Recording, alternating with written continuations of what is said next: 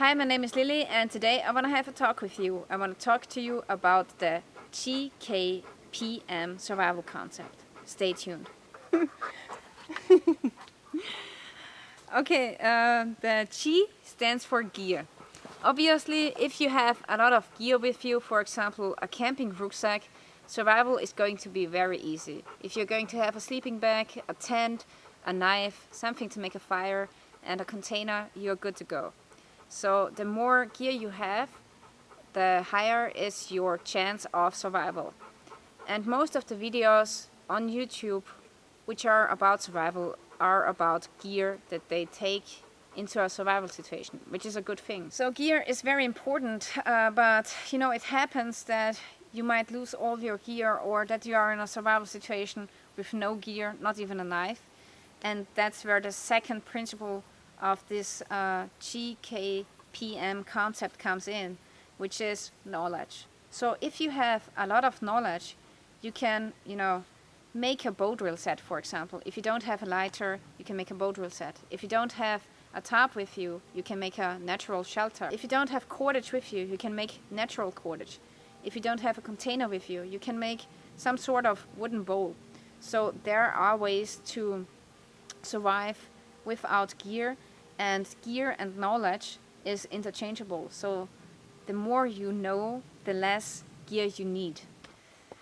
Okay, so as a survivalist, I think we have, the great challenge to go with less and less gear, and over the time you will discover that your survival rucksack will be smaller and lighter with every year, and that's a good thing, because the more you know, the more you can make out of natural materials. So now we have gear and we have knowledge, which is great. I love gear and I love having good survival skills. And most videos on YouTube of survivalists are about these two things. But there are two more survival principles that are often overlooked, but equally important than the first two. And one of which is physical condition. Okay? If you are not in a good physical condition, survival is going to be very hard. A real survival situation is going to be one of the scariest things that you are going to experience. If you are in a good physical condition, you can do a lot of running, a lot of walking. You can make it through the night more easily. If you are not trained well enough, you will, for example, fail when bow drilling. Bow drilling is very strenuous. If you don't have the strength, you are going to fail.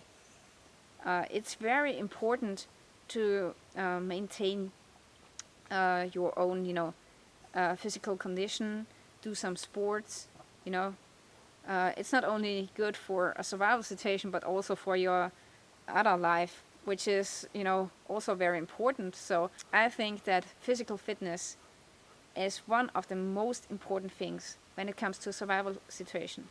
And the next and the last principle is mental condition. Okay, that's something almost nobody talks about it. It's often the mental condition that breaks you down in a survival situation. If you have maintained, a fire, and if you have found a water source and a little bit of food, and if you have a good shelter, you could physically overcome a survival situation, but some people just break down mentally. It's so important to be mentally strong in a survival situation, and almost nobody talks about it. It's equally important as having good gear with you. So some people might think, mental condition is not so important. I'm strong enough, I can do it, it's great. But if you are in a real survival situation alone, okay, maybe you're injured, maybe something happens, you're shivering, you're cold, you don't have anything to eat. Yeah, there are some ways how you can train your mental fitness, your mental condition.